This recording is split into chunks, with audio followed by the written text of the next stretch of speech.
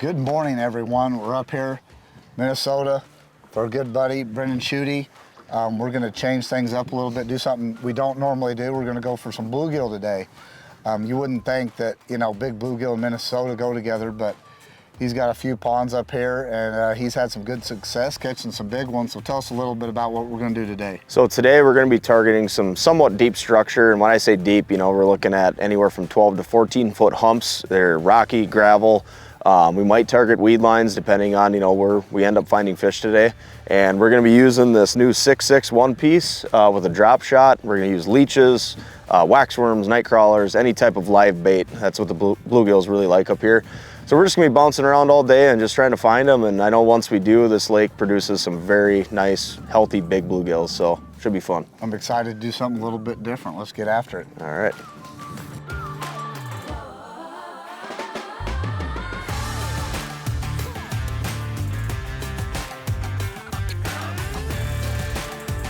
So we moved up on top of this one kind of rock gravel hump that's out here in the main part of the lake. And these fish are slid just off the edge of it, and they're just right tight to bottom. So we're just throwing these drop shots out and just slowly working them back towards the boat. And as you can see here, they're hugged right to bottom. 6 inches on bottom.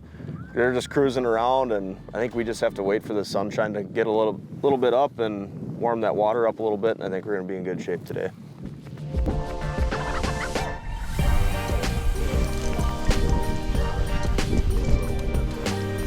That was something weird about those red ears. It's like he's like wait for the third hit, and it's like, man, it was tough.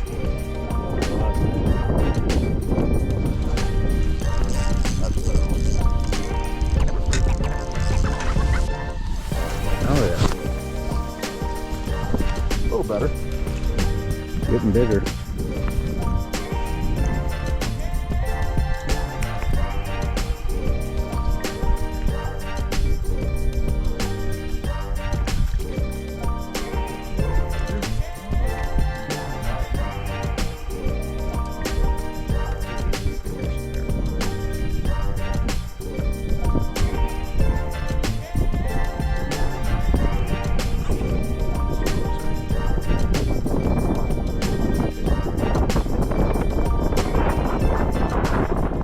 All right, well, we started off this morning. We got into the bluegill, we found them, caught some decent ones, no hogs that you're used to. So give us some of these good guide excuses. What's happened? What are we looking for? So, being here 5 days ago, I've noticed that there's like a 10-degree drop in the water temp. And, it's northeast wind today at like 15, and it's cold. We went from Labor Day weekend where it was 100 degrees to this morning, it's maybe 50. Yeah. And, so those fish, that does a lot, can do a lot to these fish. It can push them around, make them do off the wall things. And so what we're gonna do now is go around with the side imaging and try to find, remaining weed clusters, or if they're holding to like a certain rock pile that I've never seen. And we're just gonna kind of scan around and check things out and just see where they're at. It's all you can do, right? They're fish, they're gonna move where they wanna move, and you just gotta try and move with them and find them. When in doubt, cover water. What you're doing isn't working, go look around. Yep, exactly.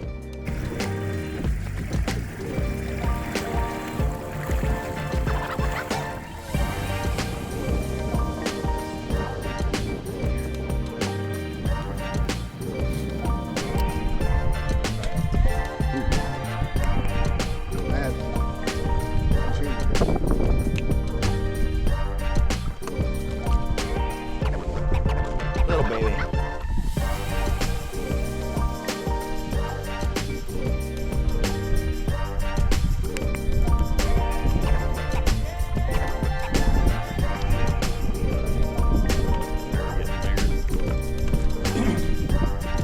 Still not a giant, but we're getting dialed in. Woo. Spicy little guys.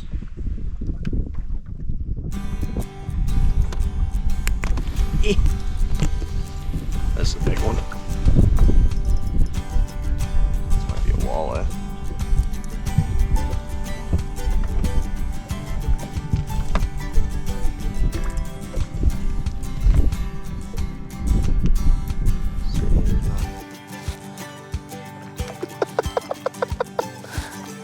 Big old yeller belly.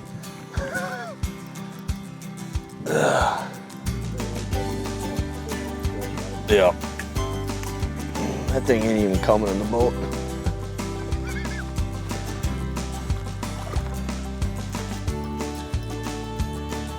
It's a baby.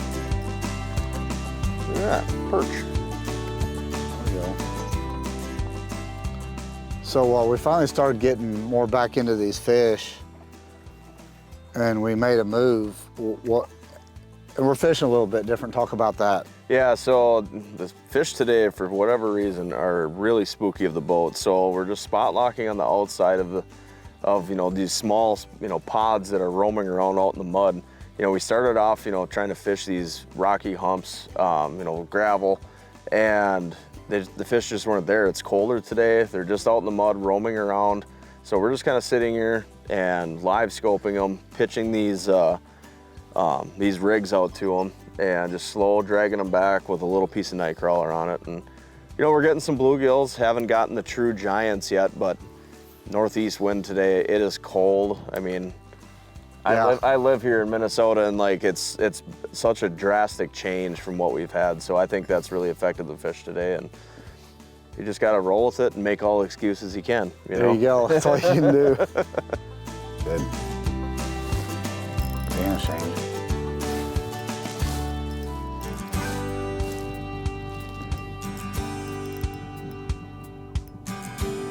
There we go.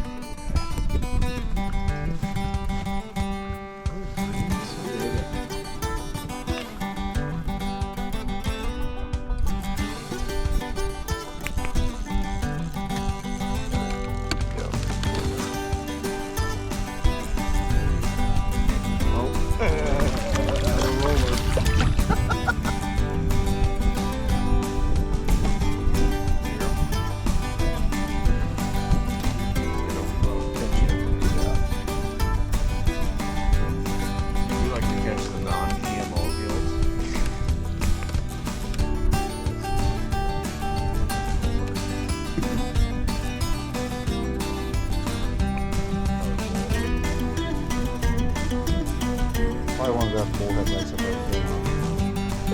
Definitely the best bullhead bass.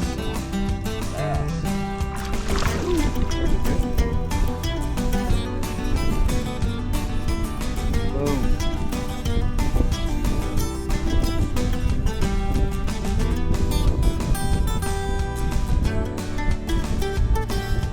Look at that.